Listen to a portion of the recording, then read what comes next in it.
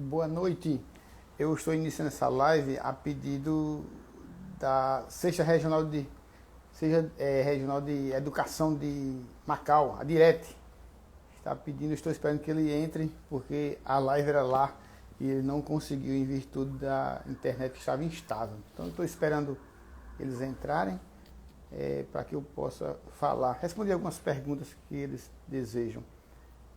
Então vou aguardar, se eles conseguirem me contactar, aí eu vou fazer live. Se não, eu vou esperar que eles agendem para outro dia, como foi um pedido deles, e não eu que iniciei a live, eu vou esperar por eles.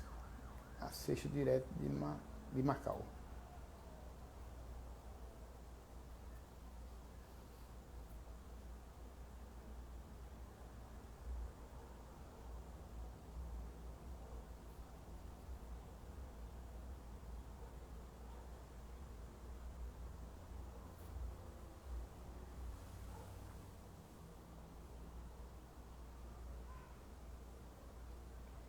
Patrícia Carol.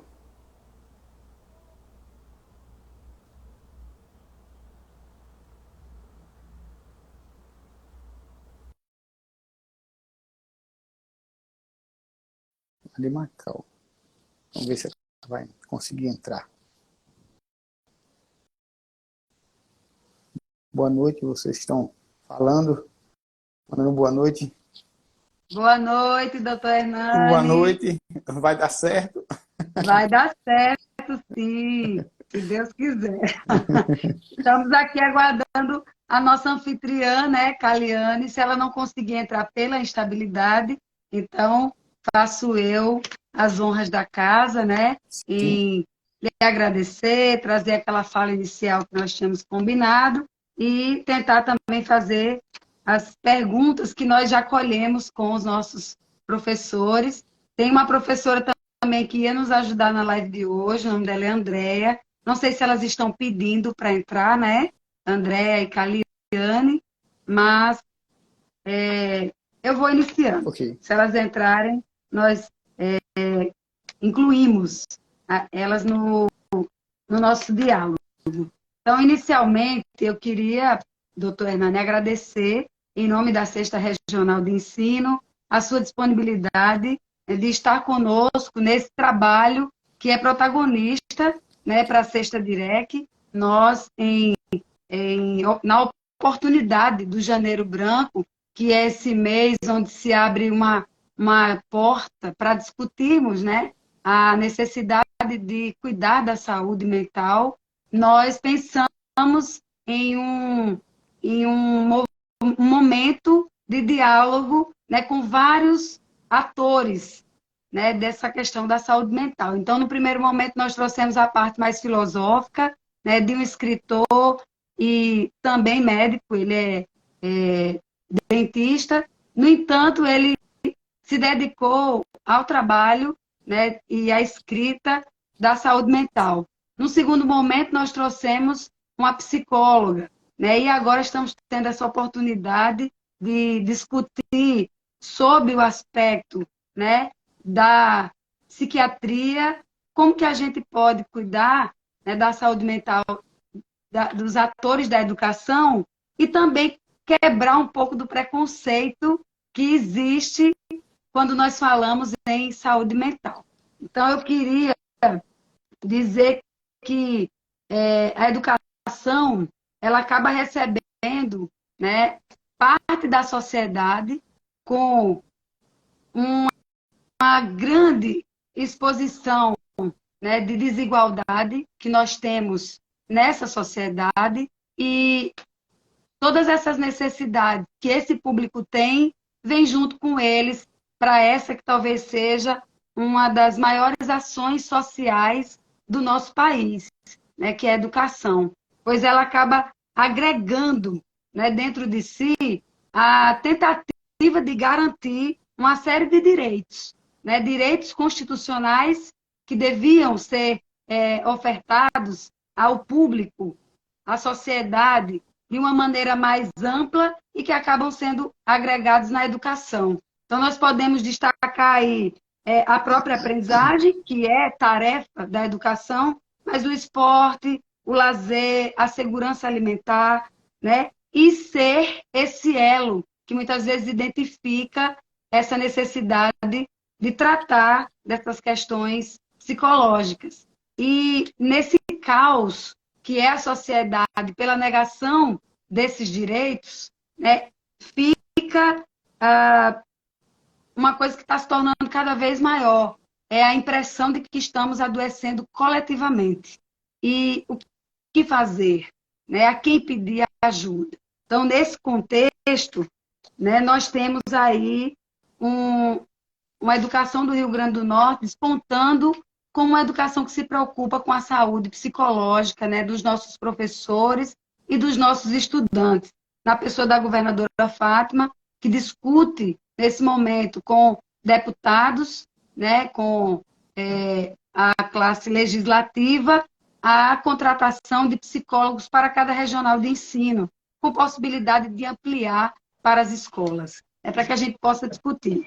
E o que eu queria destacar, né, sobre o elemento do preconceito é que muitas pessoas que estão passando por um problema de saúde psicológica e alguém diz assim, procure um psicólogo ou procure um psiquiatra, as pessoas dizem, não estou doida, não. Eu não sei se o senhor já ouviu isso, né, no dia a dia dos seus atendimentos. E aí, gente, a gente precisa realmente entender que não é uma questão de loucura, mas de um problema de saúde que pode expandir, inclusive, para a saúde física. Né? Então, cuidar dos nossos professores e dos nossos estudantes é um desejo, é um compromisso do governo do Estado e da Sexta Direta. Então, nós parabenizamos a nossa assessora Caliane por ter tido essa sensibilidade e convidar, né, o senhor e os outros profissionais que são parceiros conosco. Também agradecer aos municípios que muitas vezes têm recebido esses nossos estudantes, os nossos professores, para cuidar, né? Então, através do serviço de saúde, e agradecer imensamente a sua participação na live de hoje. Eu estou vendo que uma pessoa conseguiu entrar, mas eu não estou vendo Caliane.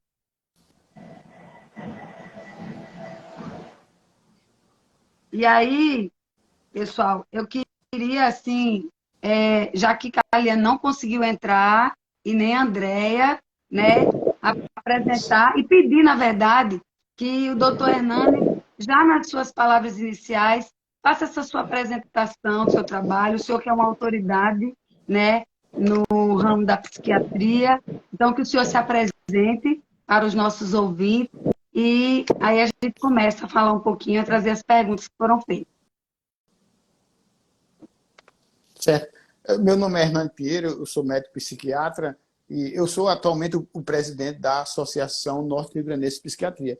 É uma entidade que congrega os médicos psiquiatras do Estado e que lutam pela saúde mental dos nossos pacientes.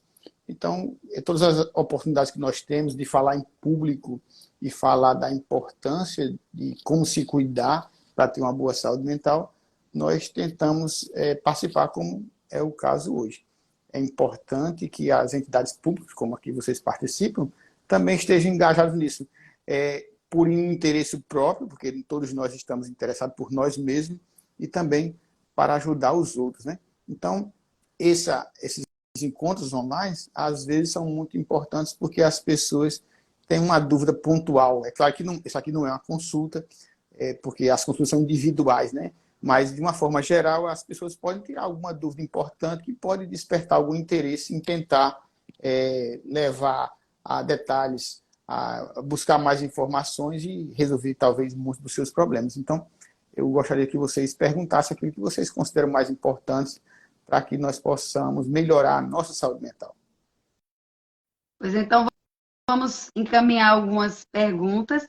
São perguntas, assim, meio básicas no início, mas que visam esclarecer a todos, né? Estamos vendo que tem já bastante pessoa entrando, o senhor tem muitos seguidores e a gente também mobilizou bastante. Então, a primeira pergunta é o que é saúde mental e o que são os transtornos ou doenças mentais. Eu acho que dá para agregar as duas perguntas numa só.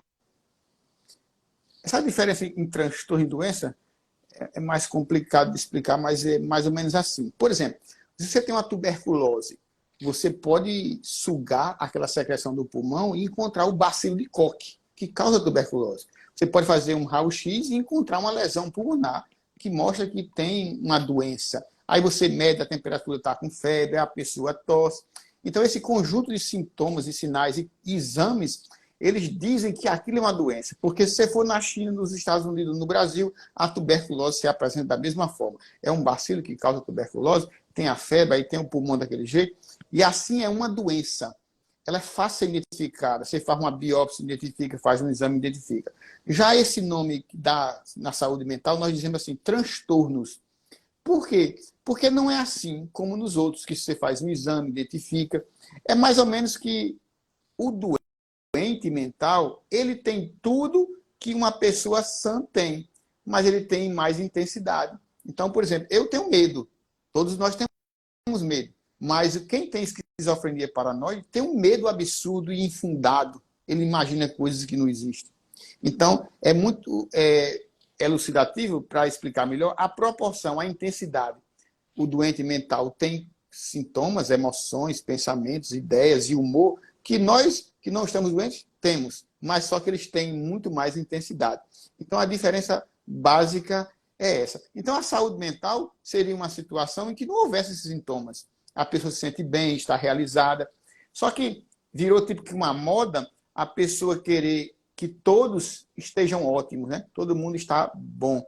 Então, por exemplo, a nossa lei diz, nós temos direito à educação.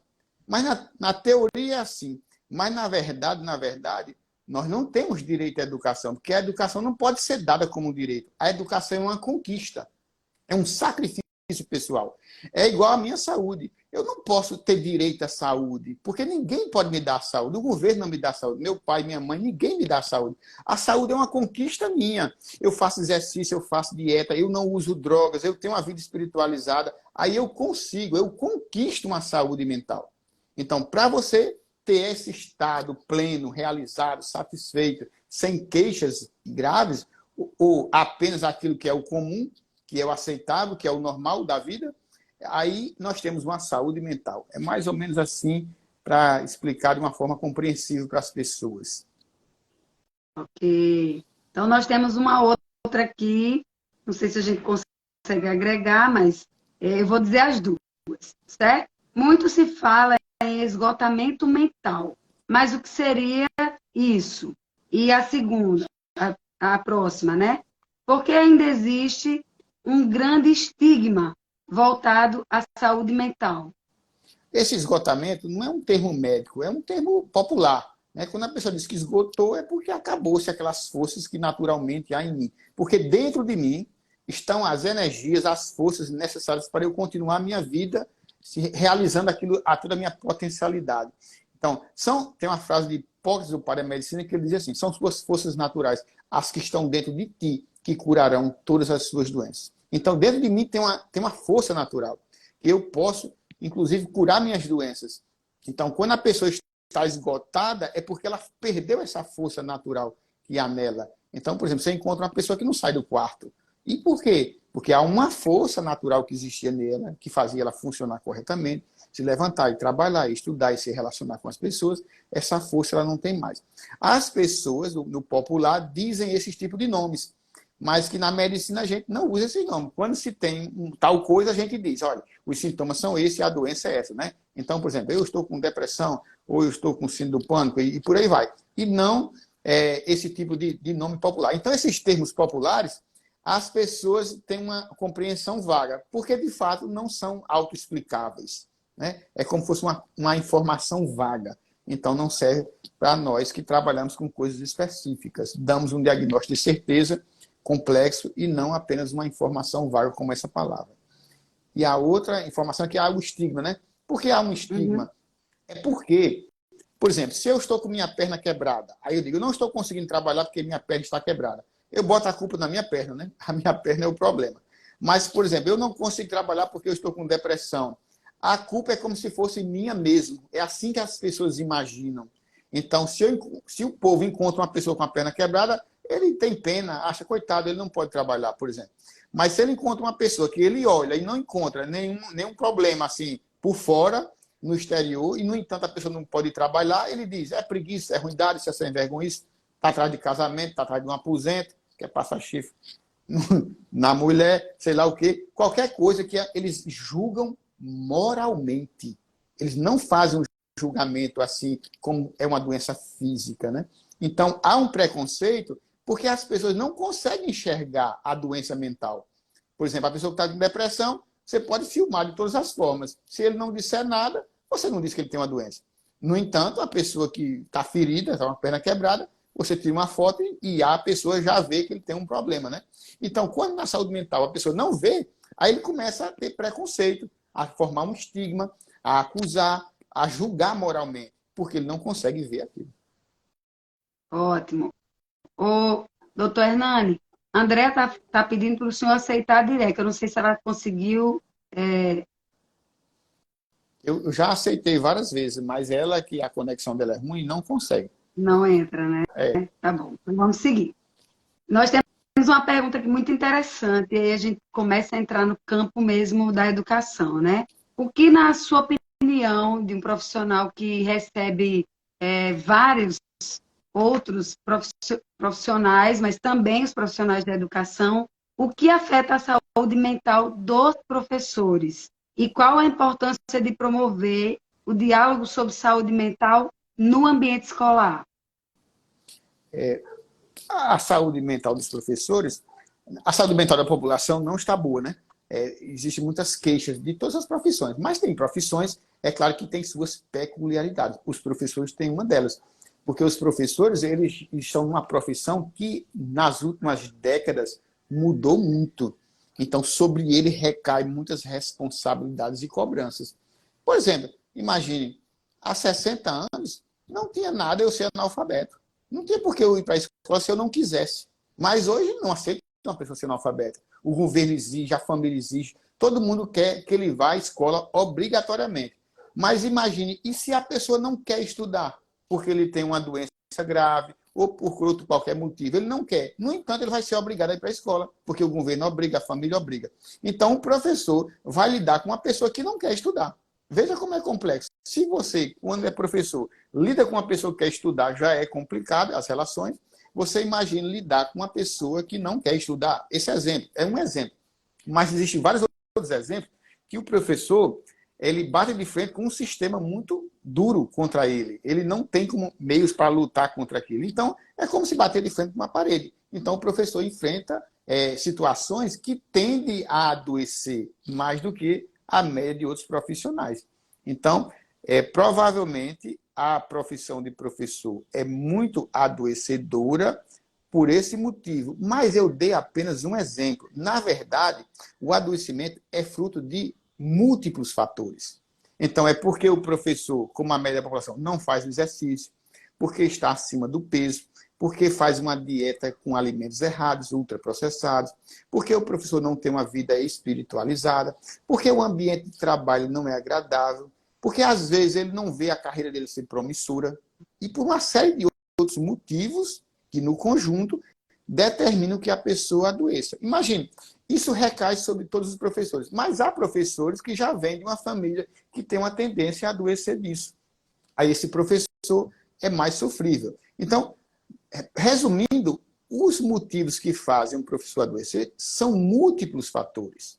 Aí a pessoa tem que identificar no estilo de vida dele onde não está correto e tentar modificar. Essa é a primeira coisa que tem que se fazer quando ele adoecer ou antes de adoecer, para que ele consiga ter uma melhor saúde mental. Nós temos uma pergunta aqui bem interessante. Podemos trabalhar para que as escolas também sejam vistas como provedoras de um ambiente de saúde para educadores, colaboradores, alunos e famílias. Você poderia explicar um pouco mais sobre a dificuldade de se estabelecer esse ambiente saudável? Acaba entrando um pouco no que o senhor já falou, né? Mas...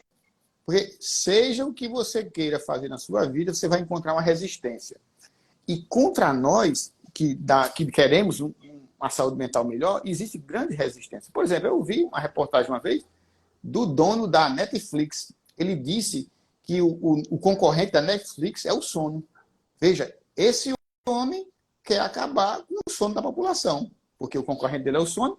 Mas se o sono é uma coisa indispensável para você ter uma boa saúde mental e uma boa saúde física, tudo. Então, veja, por exemplo, a Netflix está concorrendo para que os professores daí de Macau adoeçam. E isso é apenas um poder. Por exemplo, o supermercado quer que o professor coma alimentos ultraprocessados. Ele mostra cores bonitas e é rápido, é fácil. Mas lá dentro daqueles alimentos tem conservantes, corantes, acidulantes, fermentos, umectantes, que vão fazer o professor adoecer.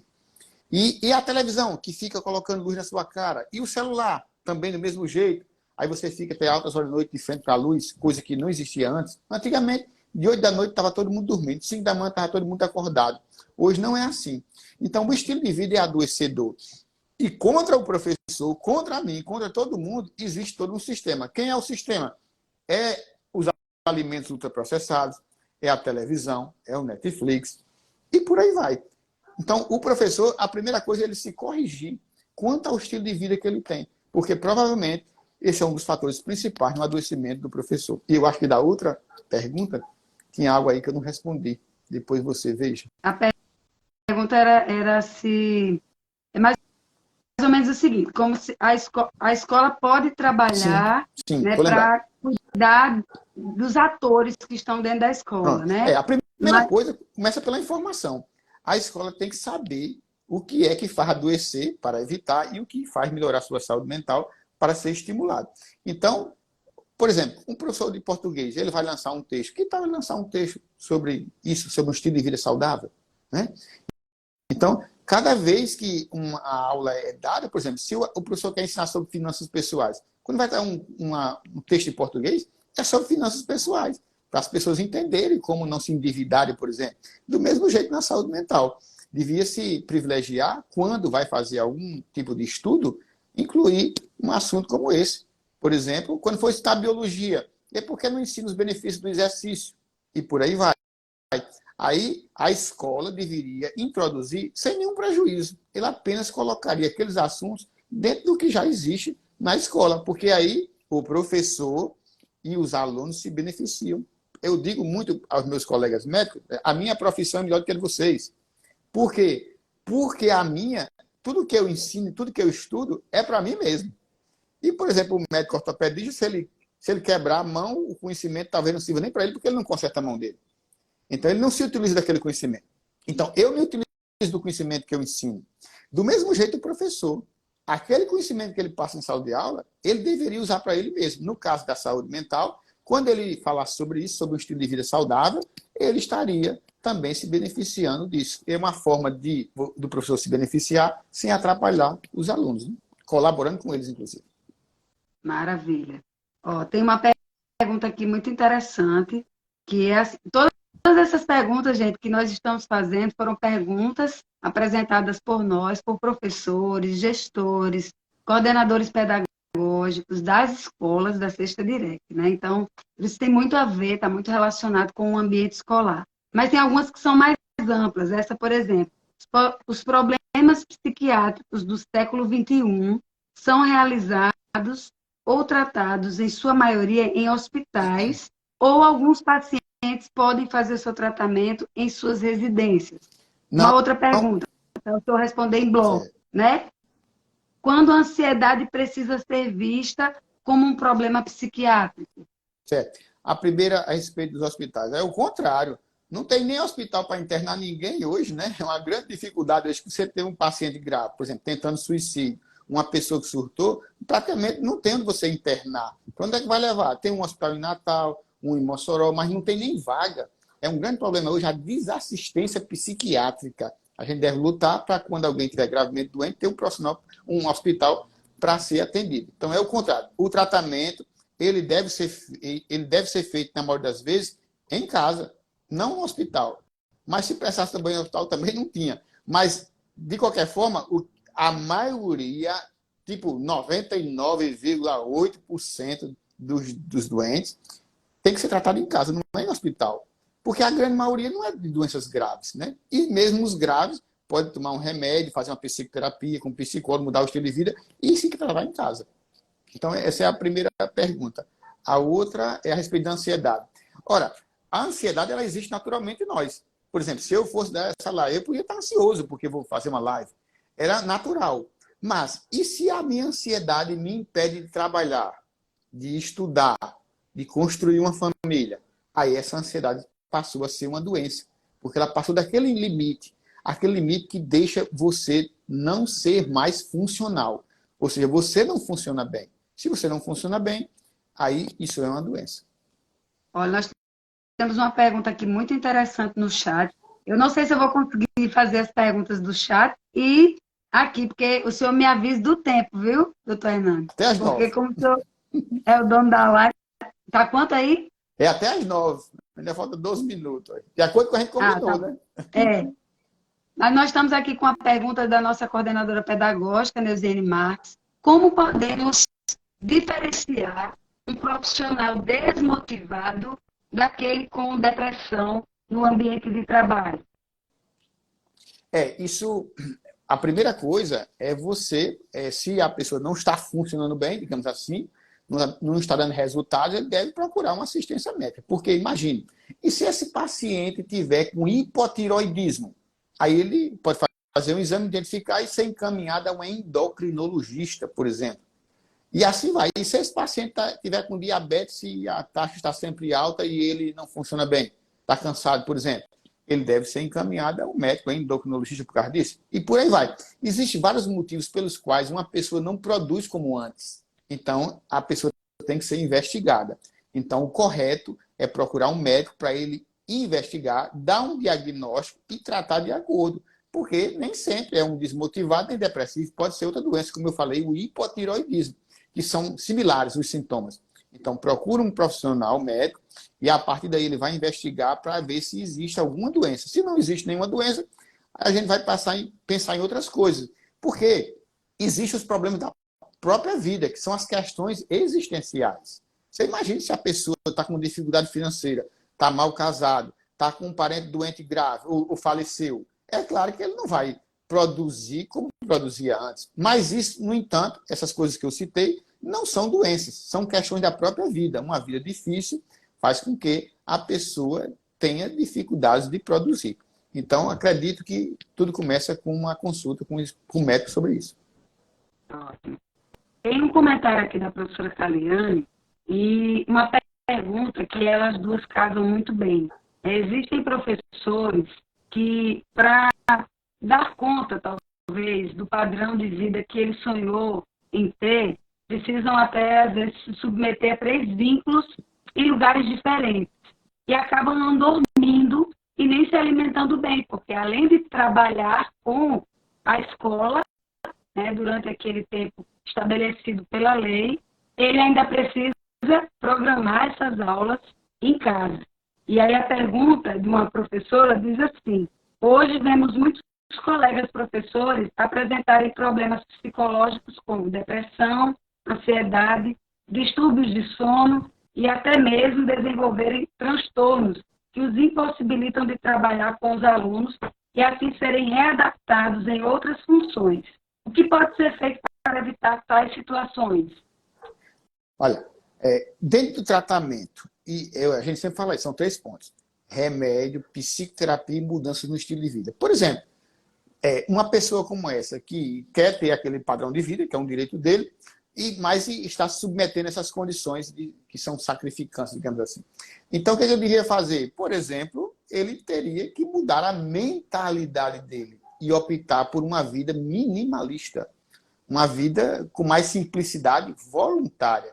Ele tem que se desapegar dos bens materiais, porque ele está vivendo em função do dinheiro, em função do padrão de vida. Então, é melhor que ele viva uma vida mais humilde e com mais saúde do que um estilo de vida desse que é adoecedor. Então, a pessoa tem que entender que muitas vezes, como eu tenho dito, a maioria dos problemas surge em virtude do estilo de vida, que é um estilo de vida adoecedor. Por exemplo, imagine isso aí, essa pessoa tem 3 vínculos, mas pode olhar para o avô dessa pessoa aí. O avô dessa pessoa sentava numa calçada e passava 4 horas conversando, se socializando com os parentes, com amigos, construindo vínculos duradouros. Essa pessoa ia na igreja, ela tinha uma fé. Então, o avô dela, quer dizer que há 60 anos estava vivendo melhor do que ela hoje. E cadê a evolução da humanidade? Não serviu de nada, né? Cadê os robôs? Não estão ajudando em nada. A informática não ajuda em nada. As pessoas estão trabalhando é mais, né? Então, essa pessoa deve repensar o estilo de vida dele. Porque aí é um problema de saúde mental que provavelmente está surgindo por uma questão existencial. A existência dele, a vida dele é adoecedora. Então ele tem que repensar isso. Porque senão ele vai se consultar com o médico passa remédio, manda para o psicólogo, mas nunca vai se resolver, porque a origem do problema continua a mesma, que é o modo de vida que ele tem. Então ele deveria repensar e mudar, porque os médicos não vão poder oferecer muito a ele na solução do caso. Ó, tem um professor aqui chamado Robson Dantas, professor da nossa rede, que diz assim: doutor Hernando foi o meu psiquiatra, não sei se ele disse que o senhor foi o psiquiatra dele quando ele foi afastado de sala de aula. Hoje, graças a Deus e ao tratamento médico, está melhor e exercendo o ofício em sala de aula. Então, ele levou a sério o tratamento e conseguiu se curar, né?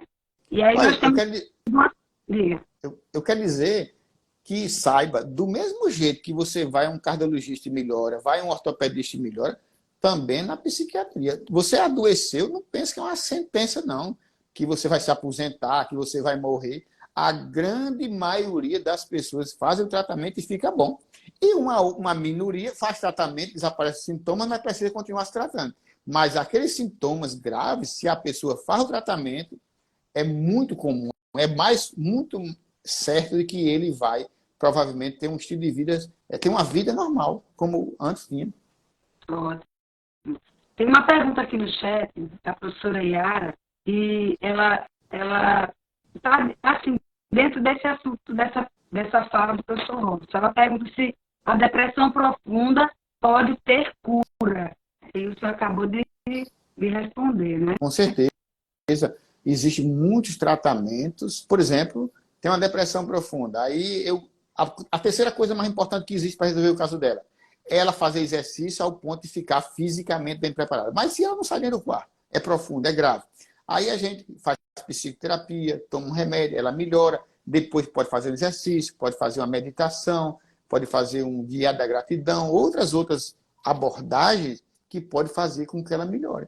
E geralmente, em poucas semanas, ou no máximo poucos meses, se a pessoa faz o tratamento, ela fica bem melhorada. Tem uma pessoa aqui chamada Carla Mirelli que diz assim: eu já fiz todos os exames e não acusa nenhuma doença. E continuo me sentindo muito mal, ansiosa e com muita crise de pânico. E tem uma outra aqui, que eu acho que o senhor pode até responder as duas. Diz assim: quando identificar que precisamos fazer uma visita... eu estou lendo aqui talvez errado, vamos lá. Quando identificamos que é preciso fazer uma visita a um psiquiatra? Eu acredito que seja uma percepção subjetiva, né? A pessoa percebeu que não está bem nesse dia, já devia procurar. E se também uma percepção da parte dos outros. Os outros percebem, você não está mais trabalhando como antes, você não está se relacionando como antes, você não consegue tirar as notas boas que você tinha no colégio, você não consegue mais, ou seja, não está funcionando corretamente. Então, nesse caso, você deveria procurar um psiquiatra. E a primeira pergunta, você falou, é a respeito de quê? É um depoimento aqui da moça chamada Carla. Ela disse que fez todos os exames. Sim, entendi. E os exames... Lembrei. O fato é o seguinte, exames, eles são exames de imagem, exame de sangue, eles vão identificar doenças físicas. Por exemplo, você tem anemia, tem verme, tem tuberculose, está com infecção, aí esse exame serve para isso. Mas um exame das emoções, dos sentimentos, dos pensamentos, das ideias, do humor, não é através desse tipo de exame. É um exame psíquico. Você vai se consultar com um psiquiatra, aí ele vai falar sobre essas coisas, né? Por exemplo, se a pessoa está triste, não tem um exame de sangue para dizer que a pessoa está triste, que está com depressão. Né? Se a pessoa está com está com hipotireoidismo e parece depressão, tudo bem, vê no exame. Mas se a pessoa continua triste, desmotivada, desinteressada, sem prazer em viver, se aborrece facilmente, acha que a vida não tem sentido, não merece ser vivida, não existe exame para isso. A pessoa vai contar esse seu sofrimento, o médico vai analisar e, julgando que é uma doença ou não, ele vai fazer as abordagens que achar necessárias. Perfeito. Ó, tem uma pergunta aqui que eu acho que é maravilhosa para tirar dúvida dos estudantes, né? Celulares, computadores, jogos virtuais causam danos psicológicos? E tem uma aqui muito interessante. Quais os efeitos da droga no cérebro humano? Depende da droga. Depende da droga, né? Por exemplo, vamos supor, maconha.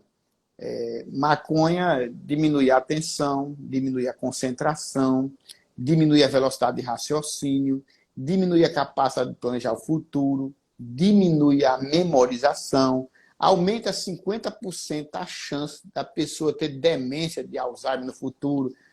Dá uma série de complicações a maconha, né?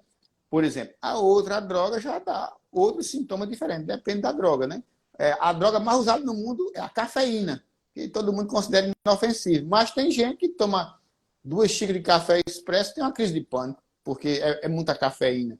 Então, depende da pessoa e depende da droga para acontecer os sintomas ou os problemas que vão decorrer dela.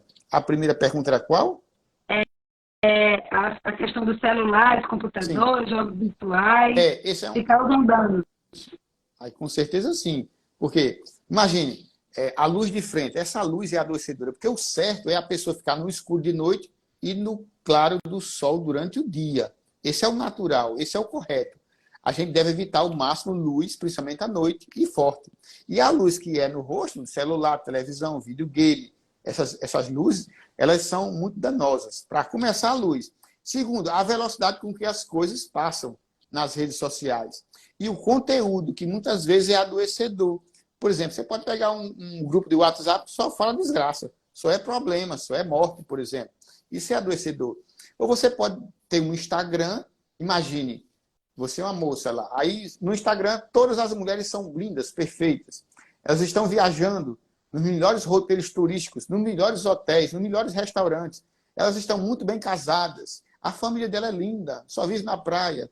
Então, gera uma comparação naturalmente, inconsciente. A pessoa não percebe, mas ela vai adoecendo, porque dá a ideia, lá no Instagram, que ela é uma fracassada. Porque todo mundo que passa lá, centenas de pessoas só postam os seus melhores momentos. Então, isso é adoecedor.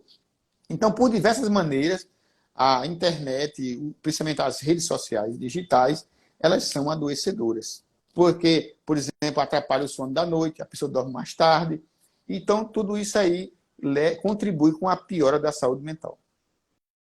Eu queria saber, doutor Hernani, quanto tempo nós temos, porque realmente está sendo maravilhoso esse diálogo, né? Nós pensamos nessa proposta de 1 hora, porque acho que é o tempo ideal para a gente discutir, né, numa rede social, e eu queria saber o tempo para não extrapolar. Mais 10 minutos, então.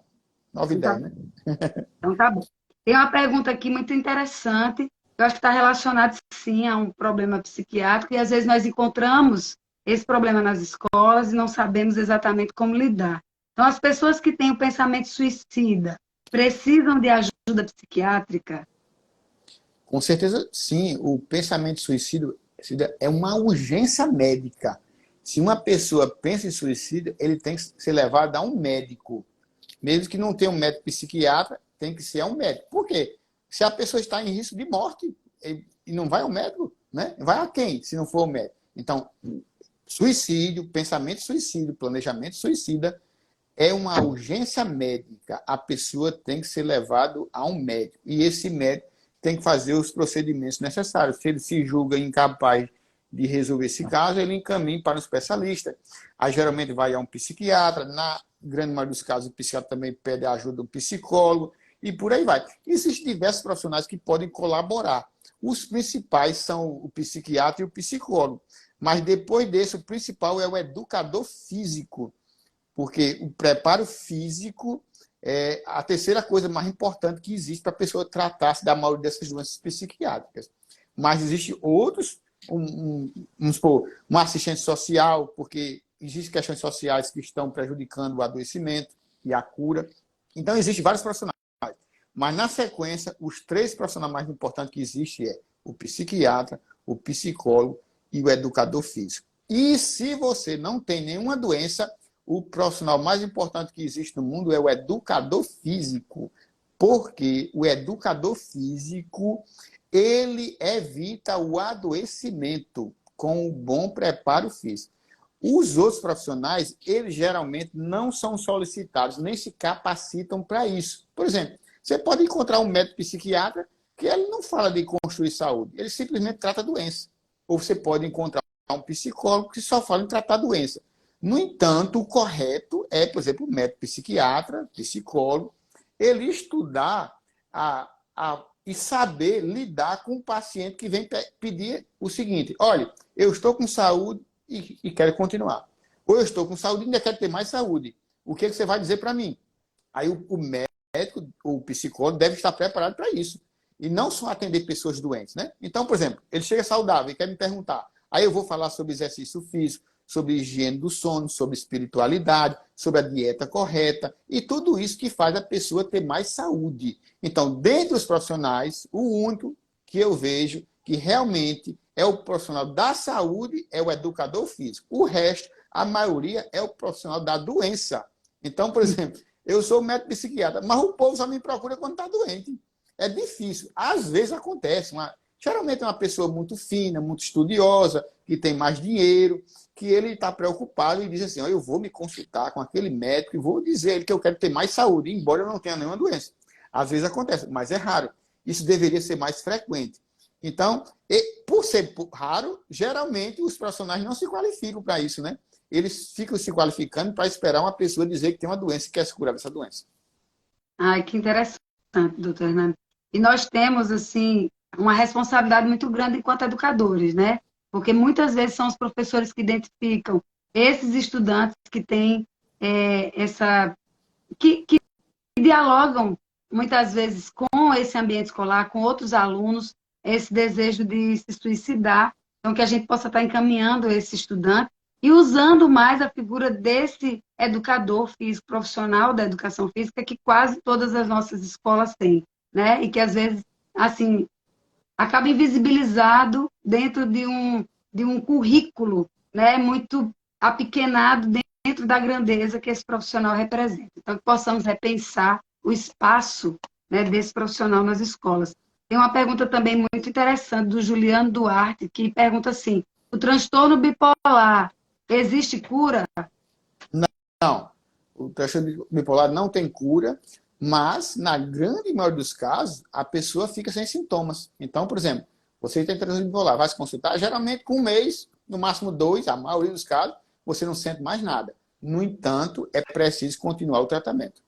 Mas cura, para o médico dizer: olha, você vai tratar, não está mais sentindo nada, vamos parar o tratamento. E às vezes acontece, a pessoa passa anos sem sentir nada, mas não é cura. Curar é restituir a função original. É você ficar como era.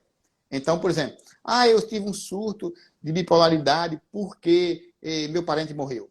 Aí, daqui a 20... Aí ele fica curado depois disso, um exemplo, curado. Aí daqui a 20 anos se morre outro parente e ele tem um problema novo, então ele não ficou curado. Curado é como ele funcionava antes bem. Ele sabe suportar as dificuldades da vida. Ele sabe gerenciar os conflitos. Ele sabe suportar as coisas ruins que a vida oferece. Aí, nesse caso, ele está curado. Mas só que no caso da bipolaridade, os médicos não dizem isso. Se você tem um diagnóstico firmado de bipolaridade, com certeza, você deveria se tratar para sempre. Embora que fosse só um comprimido, por exemplo, de remédio para bipolaridade, mas que ele devia ser uma dose mínima, mas deveria continuar. Porque se você parar o tratamento por completo, há uma grande chance de retornar os sintomas. Olha, a nossa professora Caliana, eu tenho certeza que ela está, assim, muito feliz com esse momento de hoje, porque ela pensou, ela articulou, em nome dela também reforço, né, nossos agradecimentos, e ela coloca uma pergunta aqui. E nós sempre procuramos os médicos para consultas de rotina, cardiologista, ginecologista e outros mais. Devemos incluir o psiquiatra como médico de rotina? Olha, eu costumo dizer às pessoas: e você não vai no shopping e compra uma camisa cara? é um luxo, né?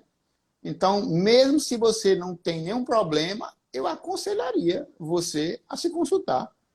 Eu aconselho você, por exemplo, a ter um personal trainer, que seria mais fino ainda, né? Uma pessoa exclusivamente para cuidar de sua saúde física. Eu aconselharia você a ter um nutricionista. Se você puder, eu aconselho você a ter tudo isso. Às vezes, se você não tem nenhuma doença, é até um luxo. Mas você não tem outros luxos também? Né? Porque a pessoa que toma uma cerveja por R$ 10 é rico. Porque vai tomar aquilo ali, daqui a poucos minutos não existe mais aquela cerveja e é um luxo. Porque o nosso organismo não precisa tomar cerveja. Eu não me nutro com cerveja. Então, todo mundo que toma cerveja está luxando. Então, que tal luxar com uma coisa mais importante para a nossa saúde do que com a cerveja, por exemplo? Olha aí.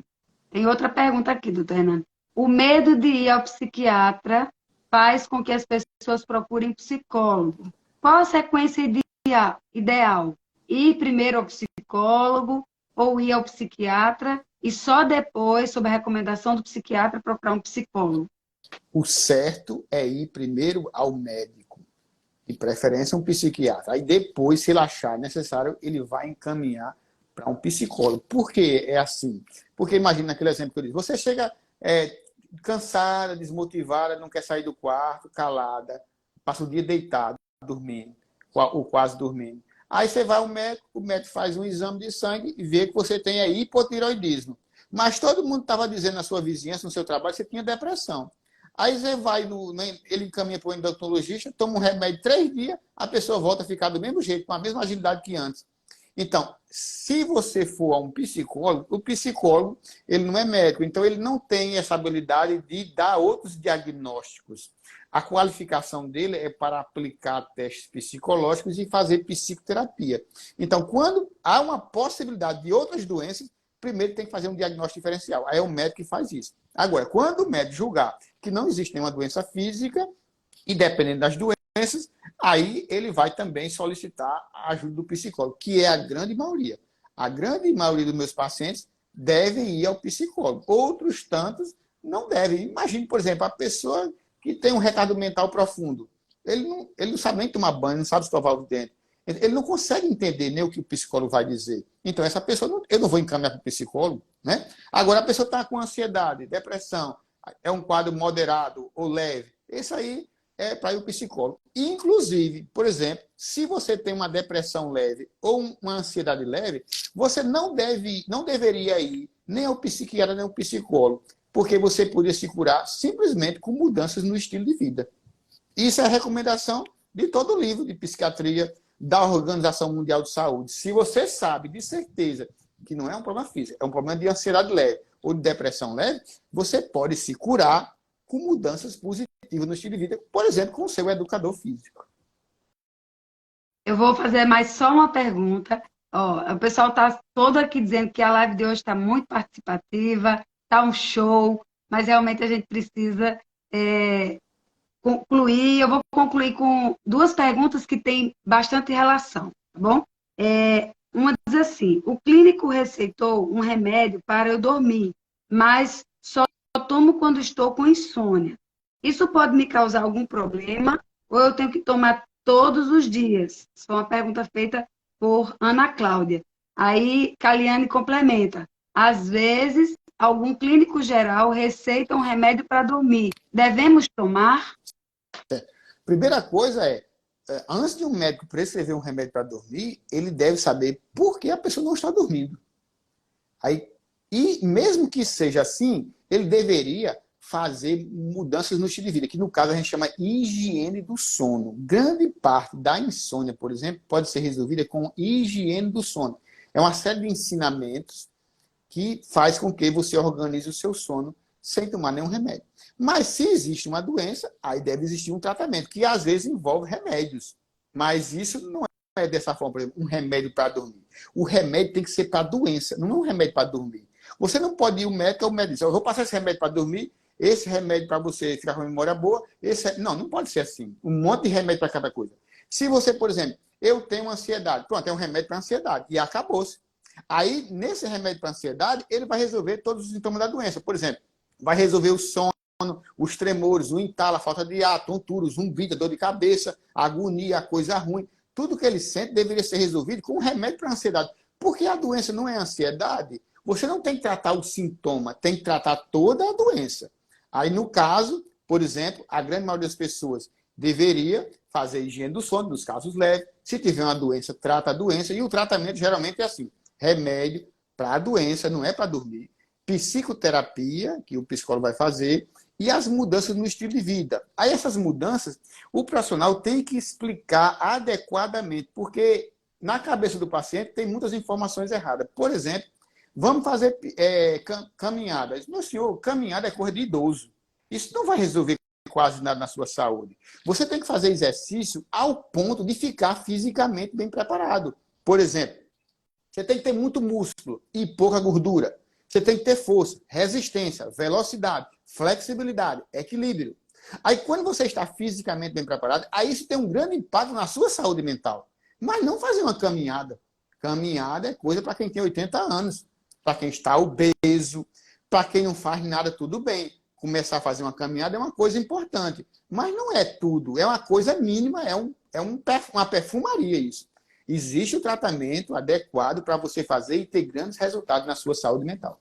Um exemplo de higiene do sono, doutor. Por exemplo, Fiquei curiosa. certo, acordar e dormir numa hora exata. Por exemplo, eu durmo de 10 da noite, acordo de 5 da manhã. Por nada no mundo eu tenho que mudar. Tem que ser exatamente igual. Eu fico exposto ao sol durante o dia e à escuridão durante a noite. Eu não engordo, porque engordar dá ronco, pesadelo, insônia, terror noturno, apneia do sono, sonambulismo, bruxismo, fica bocejando durante o dia só porque está com peso aumentado. A pessoa não deve tomar café, chá, refrigerante, energético, achocolatado, canela, gengibre, remédio que desentope o nariz, remédio que tem cafeína dentro, como Doflex, Neosaldina, Cefalix, Cefalium, Tocilax, e por aí vai. Eu disse uns 4 aqui, mas tem 60 informações como essa da higiene do sono que você pode fazer e resolver a sua insônia. Só por quê? Porque, na verdade, o que está errado é seu estilo de vida, não é uma doença que existe. Nossa, como foi esclarecedor aí esses exemplos de higiene do sono. Acho que tem muita gente fazendo tudo errado e não sabendo o que está causando certas ansiedades. Então, como a gente já tinha dito antes, para os que estão nos assistindo, para os que participaram dessa live e para o doutor Hernani, nós estamos muito felizes com esse momento de hoje. Que bom seria se nós tivéssemos a possibilidade de ter profissionais da psicologia atuando junto com a educação, que eu acho que sim, iria contribuir muito, né, junto com os psicólogos e junto com os professores que, sim, precisam ter qualidade de vida, né, e precisam estar saudáveis mentalmente para cuidar também da saúde mental dos seus estudantes. Nós queremos lhe agradecer imensamente por esse diálogo e esperamos, em outras oportunidades, poder trazê-lo de novo e poder contribuir um pouco mais para a nossa sociedade potiguar, né, e para a nossa educação do Rio Grande do Norte. Muito obrigada, Hernani. E se o senhor quiser usar aí esse momento final também para se despedir, fique à vontade. Ok. Eu acho correto a gente lutar para que tenha os profissionais na educação e em todo lugar, no posto de saúde, o que seja. Isso é muito correto. Mas eu quero que vocês não esperem por ninguém. Não espere pelos seus parentes, pelo seu cônjuge, não espere pelo governo, não espere pela sua escola. Você mesmo tem que tomar a decisão de buscar as informações por conta própria. Busque, desenvolva-se pessoalmente, se eduque você mesmo, não espere por ninguém. E aí, com certeza, você vai ter resultados muito acima das suas médias anteriores. É isso aí, gente. Vamos cuidar da nossa saúde, não só no mês de janeiro, né, da saúde mental, da saúde do corpo, mas o ano inteiro, para que a gente possa viver muito e viver bem. Um abraço a todos e a todas e até a próxima live. Um abraço. Um abraço, doutor Abraço. Hernani. Você quer saber como salva? Eu não sei. Será que aqui? Caliane é que é fera nisso. Vamos tentar salvar, né? De alguma forma. Não sei como. Mas um grande abraço, viu? Foi maravilhoso. Tem algum universitário aí que se querer dizer, eu salvo. Se o universitário disser. Eu também não sei. Caliane, se você estiver aqui nos assistindo, dê uma dica de como salvar.